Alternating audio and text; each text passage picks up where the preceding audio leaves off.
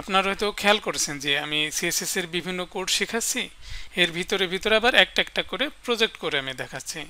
কারণ যে কোডগুলো আমরা শিখছি এই কোডগুলো ইউজ করে যদি আমি কোনো কিছু ডিজাইন করতে পারি তাহলে কি সেটাই ভালো না? এতে করে যে কোডগুলো আমরা শিখলাম এই কোডগুলোর বাস্তব প্রয়োগ কিন্তু আমরা করতে পারছি, এবং কোনো কিছু যখন আমরা ডিজাইন করছি আমাদের কিন্তু ভালো লাগছে, আবার ওই কোডগুলো কিন্তু মনেও থাকবে ভালো।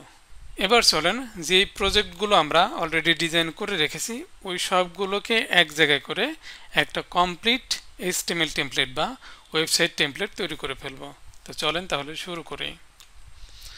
আমি এখানে ভিএস কোড সার্চ করি, তারপর ভিজুয়াল স্টুডিও কোডটা ওপেন করলাম। এবার আমার প্রজেক্টটা এখানে ওপেন করব।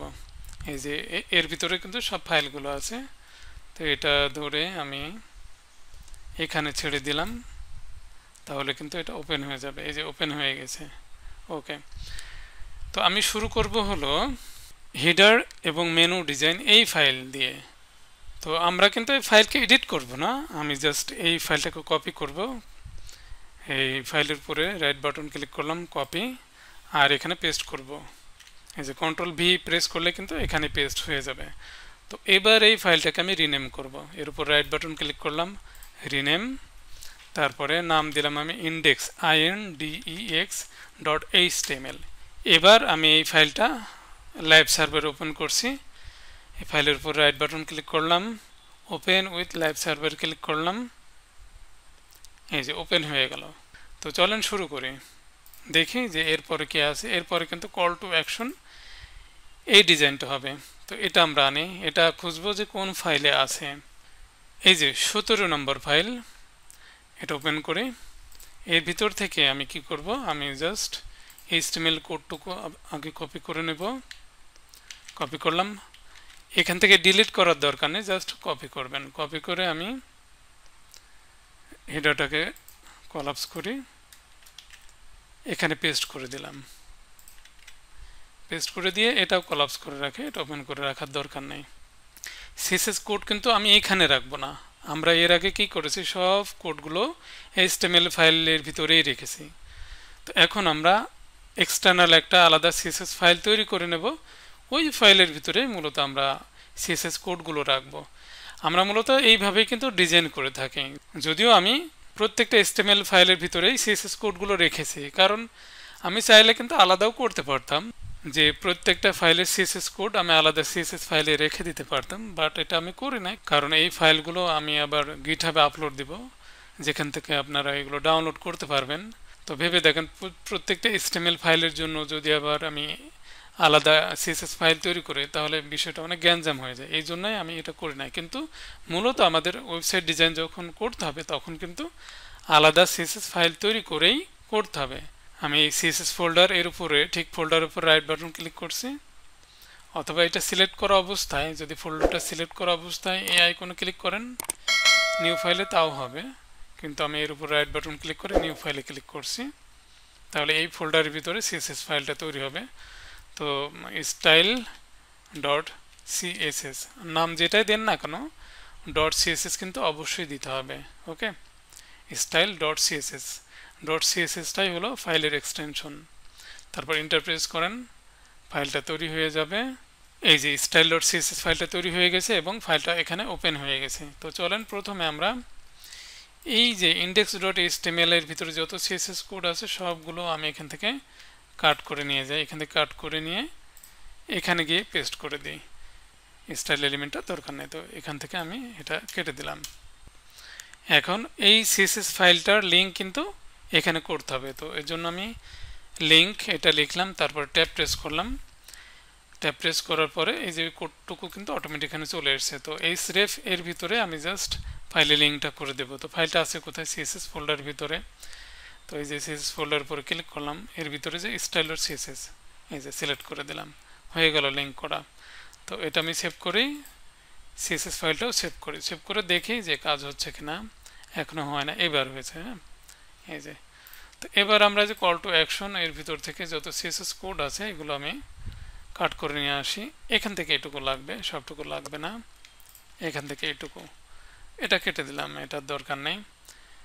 আর এখানে আমি কমেন্ট করে রাখি। সিএসএস এর ভিতর কমেন্ট করতে হয় হলো, যদি ভিএস কোডে কমেন্ট করেন তাহলে কন্ট্রোল ধরে রেখে স্ল্যাশ প্রেস করবেন, তাহলেই হবে।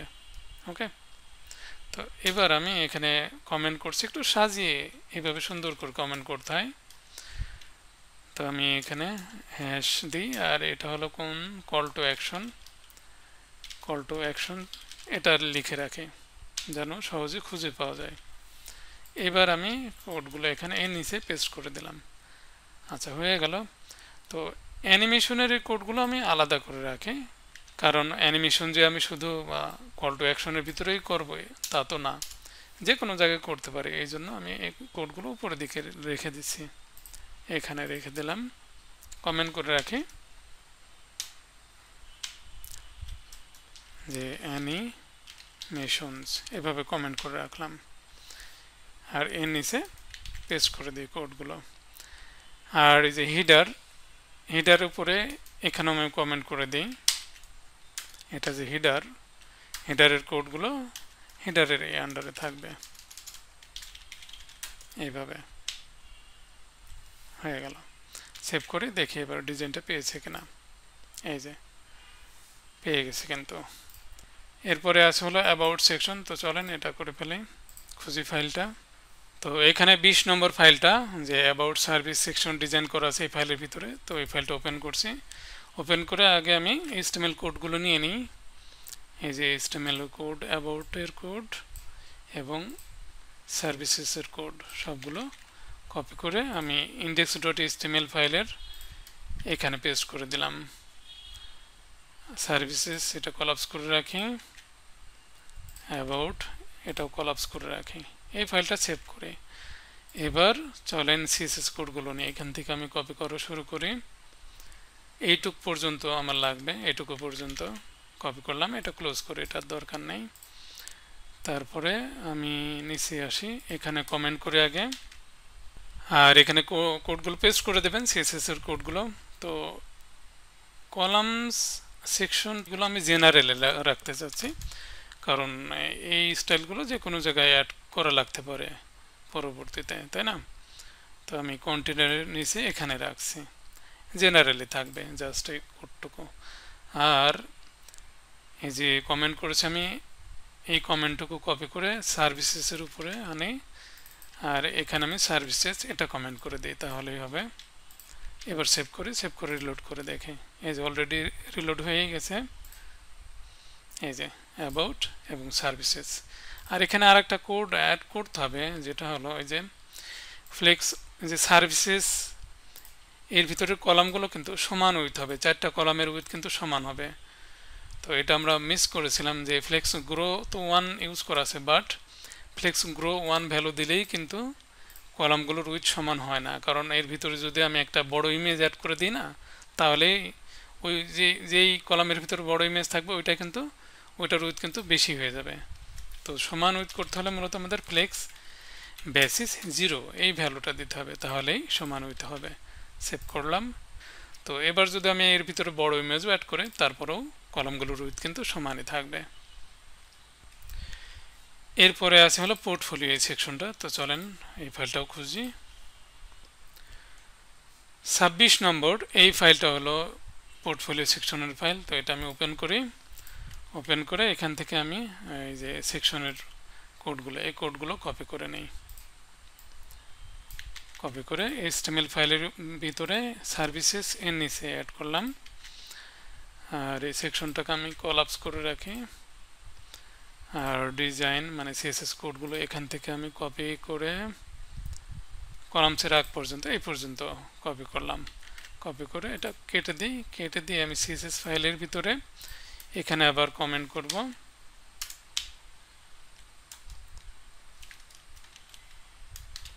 পোর্টফোলিও কমেন্ট করলাম, এইভাবে কমেন্ট করে রাখলাম। কোডগুলো আমি এখানে পেস্ট করে দিলাম, দিয়ে এই ফাইলটাও সেভ করি। এখানে দেখেন, এখানে একটা প্রবলেম আমরা দেখতে পাচ্ছি, যে এখানে হোভার করলে কিন্তু এখানে একটা আইকন শো হবে, বাট এটা শো হচ্ছে না কেন? তো চলেন আমরা দেখি। তো এই যে এখানে আইকনের লিঙ্কটা করা আছে, তো আইকনটা আছে কোথায়? ইমেজেস ফোল্ডারের ভিতরে, তাই না? আইকনটা আছে। আর এই সিএসএস ফাইলটা আছে হলো সিএসএস এর ফোল্ডারের ভিতরে। এখানে এই ফোল্ডারের ভিতরে আছে সিএসএস ফাইল, আর আইকনটা আছে হলো ইমেজ ফোল্ডারের ভিতরে। তো আমাকে কি করতে হবে, সিএসএস ফোল্ডার থেকে বের হয়ে আসতে হবে, বের হয়ে এসে তারপরে ইমেজ ফোল্ডারের ভিতর ঢুকতে হবে, কারণ এই স্টাইল ডট সিএসএস ফাইলটা আছে সিএসএস ফোল্ডারের ভিতরে। তো বের হয়ে আসতে হলে আমাকে কি করতে হবে, দুইটা ডট তারপরে স্ল্যাশ, তাহলে এক ফোল্ডার ব্যাকে আসবে। ঠিক আছে, তার মানে এই যে এটার মাধ্যমে এক ফোল্ডার ব্যাকে আসছে, মানে সিএসএস ফোল্ডার থেকে বের হয়ে আসছে, বের হয়ে এসে তারপরে ইমেজেস ফোল্ডারের ভিতরে ঢুকছে, ঢুকে এই যে এর ভিতরে এই ইমেজটা আছে, ইমেজটা পেয়ে যাবে। এবার রিলোড করে এই যে দেখেন অলরেডি পেয়ে গেছে। পোর্টফোলিওর পরে আছে ব্লগ সেকশনটা। তো চলেন ব্লগ সেকশনের ফাইল খুঁজি। এখানে যে 23 নম্বর ফাইলটা, এই ফাইলের ভিতরে ফুটার এবং ব্লগ সেকশনের ডিজাইন করা আছে। তো এই ফাইলটা ওপেন করে আমি আগে HTML কোডগুলো কপি করে আনি। যে এটা হলো ব্লগ সেকশনের কোড আর এটা হলো ফুটারের কোড। তো দুইটা আমি কপি করলাম, কপি করে index.html এর ভিতরে নিচে এখানে অ্যাড করে দিই, অ্যাড করে ফুটারটাকে কলাপস করি, আর এখানে এর উপরে ব্লগ সেকশনের কোডগুলো কলাপস করলাম। তারপরে কি করতে হবে, এটা আমি সেভ করে আগে। এবার হলো এই ফাইলটা ওপেন করতে হবে, এর ভিতরে সিএসএস কোডগুলো কপি করব। এই যে এই পর্যন্ত এই কোডটুকু কপি করে এটা আমি কেটে দিই, এটা দরকার নেই। সিএসএস ফাইলের ভিতরে যাই, এখানে আমি আবার কমেন্ট করব। তো কোডগুলো এখানে পেস্ট করে দেবেন, এখানে এইভাবে কমেন্ট করলাম। তো এই কমেন্টটুকুই আমি কপি করছি, কারণ ফুটারের কোড আবার আলাদা করে রাখতে হবে। এই যে এখান থেকে হলো ফুটারের কোড, তো এখানে আমি লিখে দিই ফুটার। ওকে, তাহলে হয়ে গেল। সেভ করি, রিলোড করে দেখি, এই যে ব্লগ সেকশনের ডিজাইন পেয়ে গেছে এবং ফুটারের ডিজাইনটাও পেয়ে গেছে, সবই কিন্তু ঠিকঠাক কাজ করছে। এরপরে আছে কন্ট্যাক্ট ফর্ম, তো এই সেকশনটা। তো চলেন খুঁজি ফাইলটা।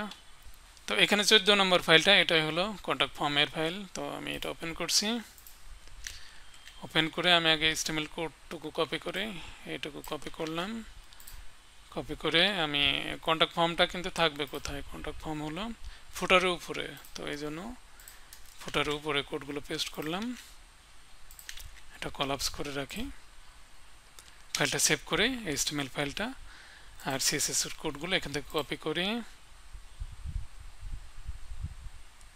এই পর্যন্ত কপি করতে হবে। এটাও কেটে দিই, এটা দরকার নেই।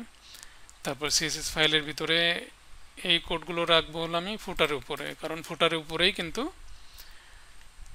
কন্ট্যাক্ট ফর্মের ডিজাইন, তাই না।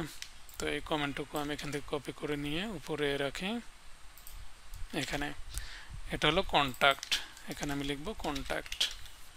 ওকে, তো এখানে আর একটা কাজ করব, যে এই যে ইনপুটের এই কোডটুকু পর্যন্ত এইটুকু জেনারেলে রাখতে হবে, কারণ যদি আমরা ইনপুট এবং টেক্সট এরিয়া এইসব ফিল্ডগুলো, এইসব ইনপুট এলিমেন্টগুলো সাইটের যে কোনো জায়গায় রাখলে এই ডিজাইনটুকু কিন্তু পেয়ে যাবে। তো এটা আমরা চাচ্ছি যে এই ডিজাইনটুকু যেন পেয়ে যায়, এই জন্য আমি এখান থেকে কেটে নিয়ে এসে আমি উপরে রাখি, এখানে রাখি, তাহলেই হবে। এখন এখানে কোডগুলো সব এলোমেলো হয়ে গেছে, তো আমি রাইট বাটন ক্লিক করে ফরম্যাট ডকুমেন্টে ক্লিক করব, তাহলে এই যে সব ঠিক হয়ে যাবে। তো সব ঠিক হয়ে গেছে। এবার তাহলে ফাইলটা সেভ করে রিলোড করে চেক করে এই যে দেখেন হয়ে গেল, এই যে সব কিন্তু ঠিকঠাক কাজ করছে। তো দেখতেই পেলেন এটাই কিন্তু একটা কমপ্লিট ওয়েবসাইট হয়ে গেল। তো এটাকে আপনারা স্ট্যাটিক ওয়েবসাইট বলতে পারেন। তো এইভাবেও আপনারা স্ট্যাটিক ওয়েবসাইট হিসেবে রাখতে পারেন, চাইলে কিন্তু এইভাবে একটা পোর্টফোলিও ওয়েবসাইট আপনারা ডিজাইন করতে পারেন। ওকে, তাহলে এটা করে ফেলবেন। আর এরপরে আমরা এই সাইটটা কিভাবে রেসপন্সিভ করা যায় মোবাইল বা ট্যাবলেটের জন্য সেটা শিখব।